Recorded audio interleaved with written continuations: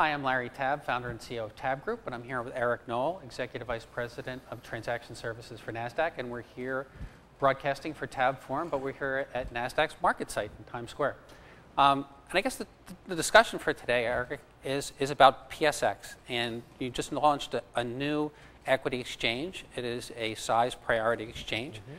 Does the market really need, I don't know, what's that, 13th or 14th medallion?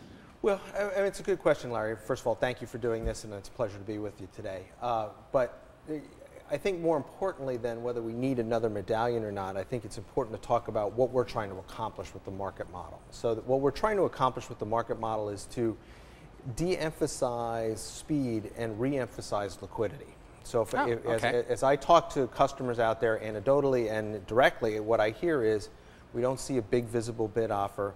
We're worried about flickering quotes. Worried about our ability to execute size. And so this is really an attempt of us to incent market participants to display size and therefore increase liquidity in the market. So this is a really radically different market, compared to a lot of the other medallions, which are mostly time price. Yeah, almost every other exchange is a variation on price time exchange. Mm-hmm. They may invert or reverse the way they incent people to make markets or take liquidity, but this is a market that has used a different priority scheme altogether. So when you're talking about price size, how does this work? So will a large order basically move in front of a smaller order, or no? It's a good question. What it does is it's a pro rata. Okay. So you essentially get, in essence, the percentage of the size of your bid of the next incoming order. Okay. So if I've got a 10,000 share order and there's a 100 share order, I'll get 1,000 times the fill or something like that. Exactly. So if I have 9,000 on the book and there's 1,000 on the book, next order comes in, I get 90% of it. The other bid gets 10%. 10. So the idea is to incent people to display large size and to move up the order queue as far as possible. On the liquidity matrix for last month, it looks like in a very short time, PSX has gotten up to somewhere around 35 million average daily share volume. Yep, we've had days above 50. Our market share has topped 1% on one day, but generally right now we're about 66 basis points of total U.S. equity market share. We're not happy there, but I think from where we started on October 9th, you're just only 2 months into this, right? It's a pretty big ramp up so far, so we're pretty pleased at our progress so far. Within 2 months, you stepped in front of 3 or 4, of the outstanding. Yeah, and I think people have to learn how the market works and how it can work for them. So we spend a lot of time when we're talking to customers and end users about what do they see out there and how do they use that marketplace. So are you getting a good, feedback? Certainly, your market share in 2 months has grown very well. Are you starting to get good feedback from the folks that are using it? We are, and one of the things that we've struggled with a little bit in this is that buy-side participants want to post liquidity there, and they've gotten so used to not through their broker dealers, of course, but they've gotten so used to putting algorithmic orders in that don't necessarily post orders for them. Don't post size, right? Right, and they have trouble selecting a marketplace in which to post size in. So they use the algorithm to handle their order. So we've worked with them, we work with the sell side firms, we work with the order management firms to figure out ways for participants who actually want to post size to be able to do so. To interact with it better. Right. Interesting.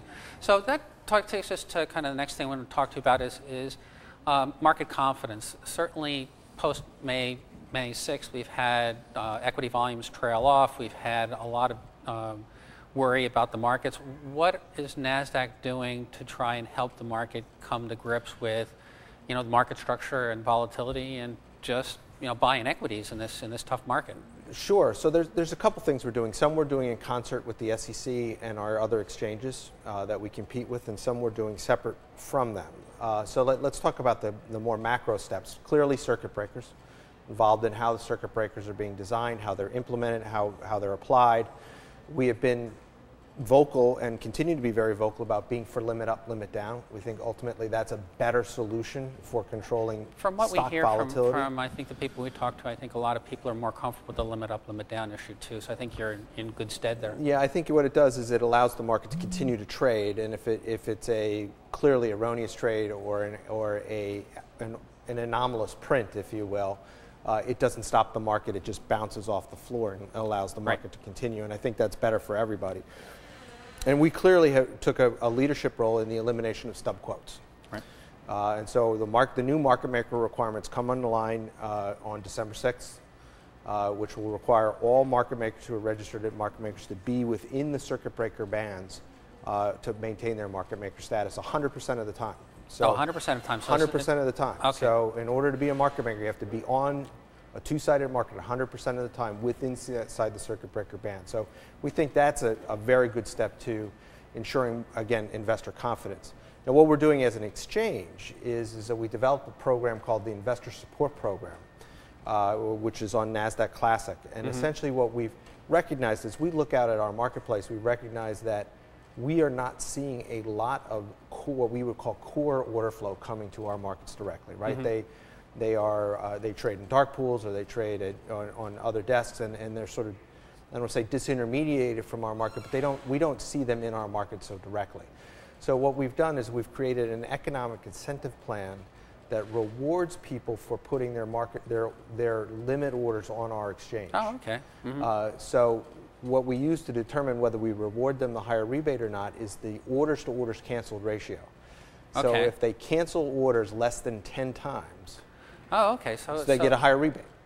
Okay, so basically you're providing a greater incentive to cancel your orders less. So basically, Exactly. Be there more, for Be longer there, term. be there longer and cancel fewer of them, and therefore what we think that'll do is raise the overall quality of our market participation, raise the price discovery process, heighten the price discovery process, and lower the toxicity of trading on the transparent market. Interesting. I think we have to cut it there. We're running out of time.